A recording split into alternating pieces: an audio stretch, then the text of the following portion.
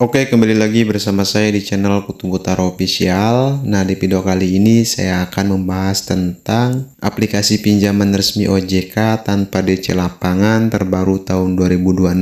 Nah, apakah bisa? Jawabannya jelas pasti bisa ya, teman-teman. Oke, sebelum ke pembahasannya, alangkah baiknya klik tombol subscribe terlebih dahulu, lalu like dan komen.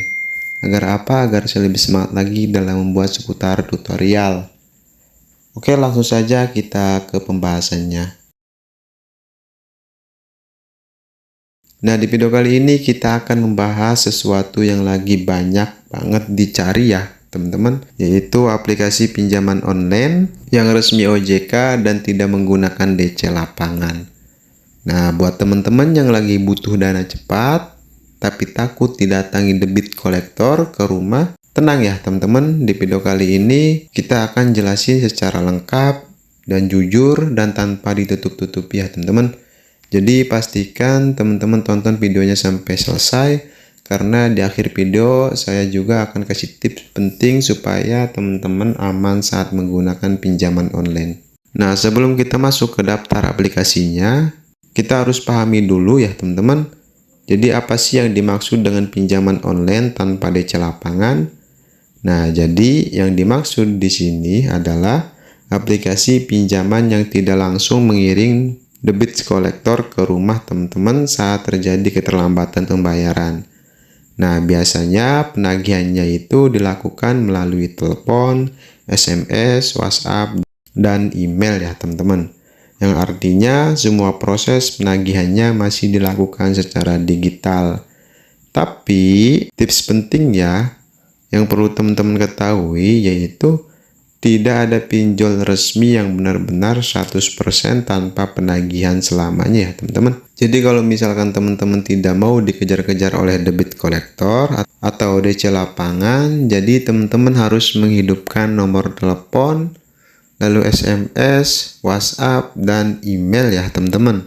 Nah, jangan sampai nomor teman-teman terdeteksi tidak aktif ya.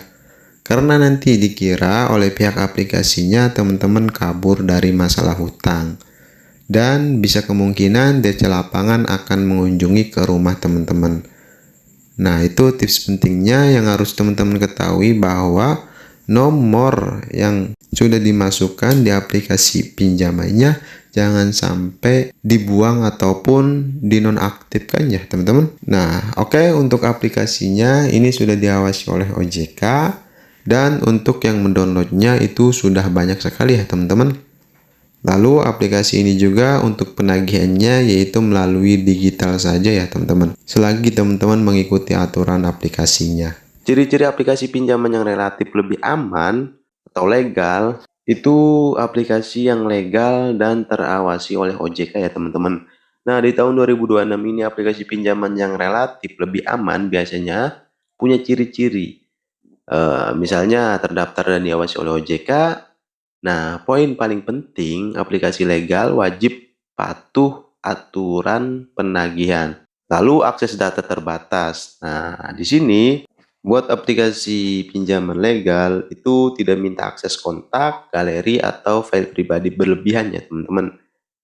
Dan juga penagihannya manusiawi untuk aplikasi legal ini. Masalah penagihan itu tetap ada, tapi tidak mengancam, tidak memaki, dan tidak menyebar data.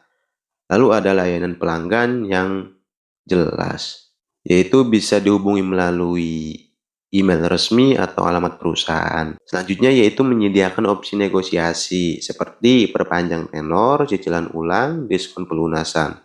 Nah, ini bukan berarti bebas resiko ya teman-teman, tapi lebih terlindungi secara hukum. Lalu gimana kalau sudah terlanjur galbay? Apa yang sebaiknya dilakukan?